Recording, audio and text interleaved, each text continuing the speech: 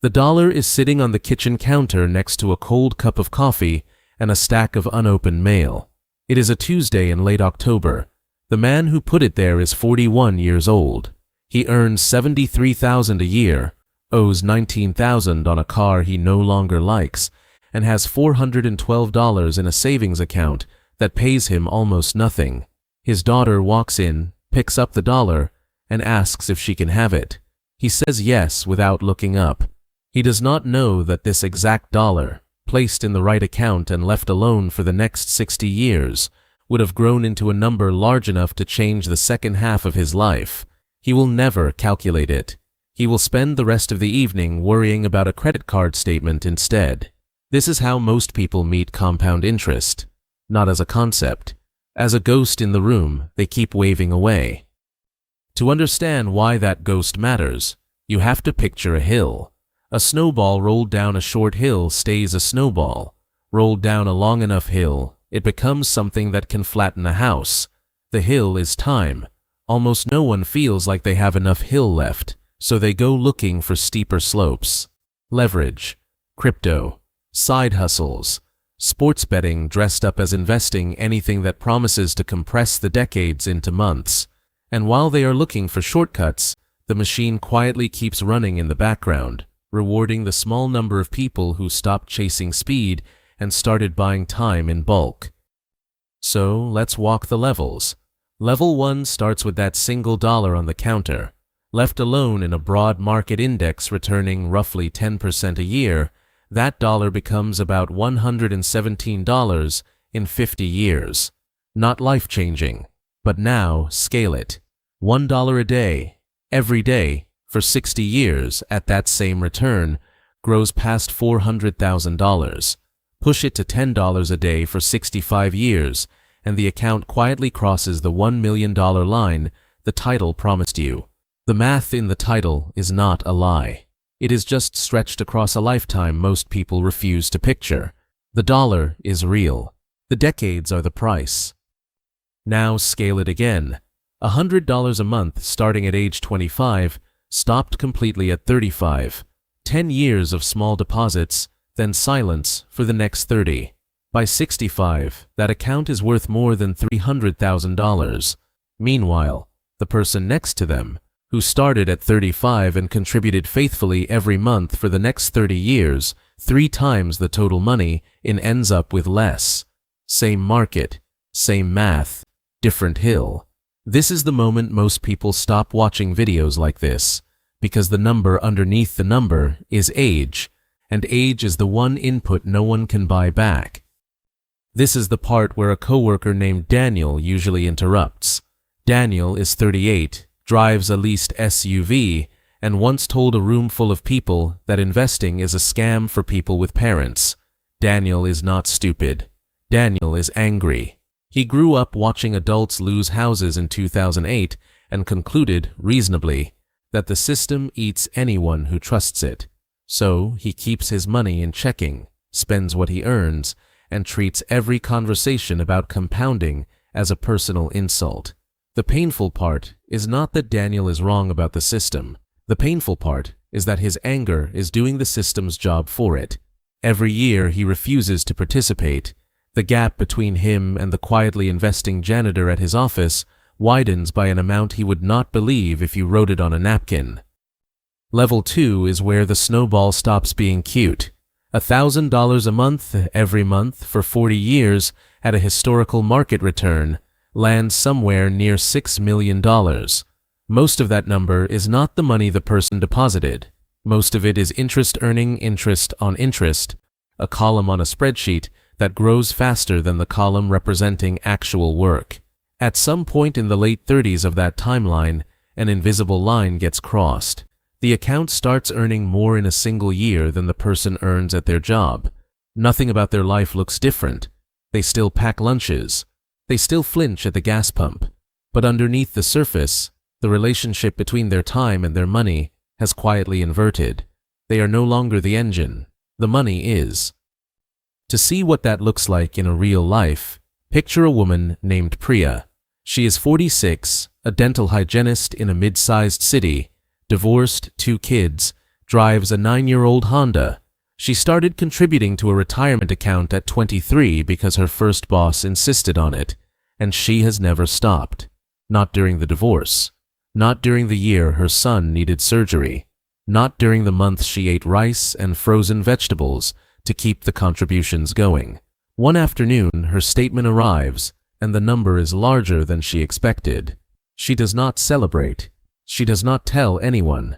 She puts the envelope in a drawer, pours a glass of wine, and sits on the back porch listening to a neighbor mow his lawn. The machine has crossed over for her. The number in that drawer now earns more in a quiet month than she earns in a long one. She will not announce this. She will simply keep going.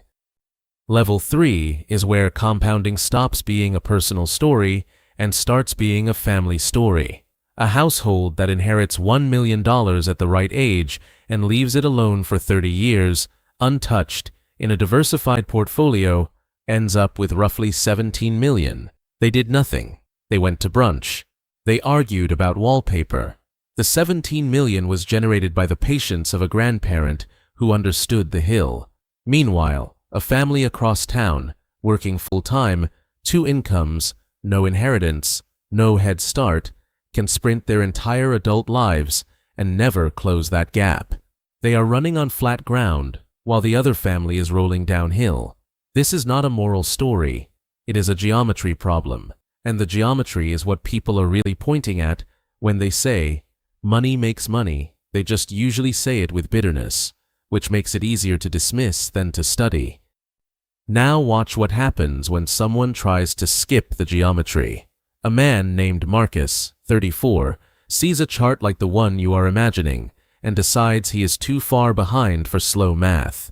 He takes $40,000, nearly everything he has, and puts it into a single speculative position because a podcast told him it was about to explode. For 6 weeks, it does. He checks the app 11 times a day. He starts mentally spending the money. He tells his girlfriend they should look at houses. Then on a Thursday morning, the position drops 40% in 2 hours, and by the following Tuesday, he has lost $26,000 and the ability to look at his own phone without feeling sick. The cruel part is not the loss. The cruel part is that those same $26,000 left alone in a boring index fund for the next 30 years would have been worth more than the imagined house. Marcus did not lose money. He lost a future version of himself he will never get to meet. And that is the shift the title is quietly pointing at. Compound interest is not a wealth strategy. It is a time strategy. The dollar in the headline is theater. The real subject is the 60 years standing behind it. Anyone who internalizes this stops asking, how do I get rich, and starts asking a colder, more useful question. How many of my decades am I still allowed to deploy, and what am I doing with them right now?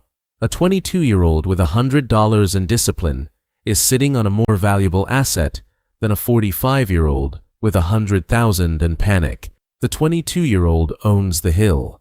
The 45-year-old is renting what is left of it. Level 4 is the one almost no one shows you because it is not exciting. It is the level where the math stops being about one person and starts being about a household across 3 generations. A couple who saves modestly, invests consistently, and resists the urge to inflate their lifestyle every time they get a raise does not just retire comfortably. They change the starting position of their children. Their children, raised in a home where money feels calm instead of frantic, make slower and more deliberate career choices. Their grandchildren inherit not a pile of cash, but a quiet assumption that time is an asset rather than a threat. 3 generations later, a family that started with nothing is operating on the same geometry as the family across town that once inherited $1 million. Compounding, fully extended, is not a retirement plan. It is a slow-motion change of address. And here is the uncomfortable part. Most people watching this will nod, agree, feel briefly inspired, and then do nothing. Not because they are lazy, but because the human nervous system was never built for 60-year payoffs.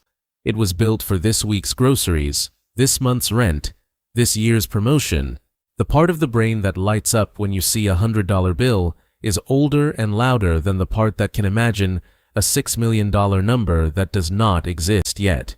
So the dollar gets spent.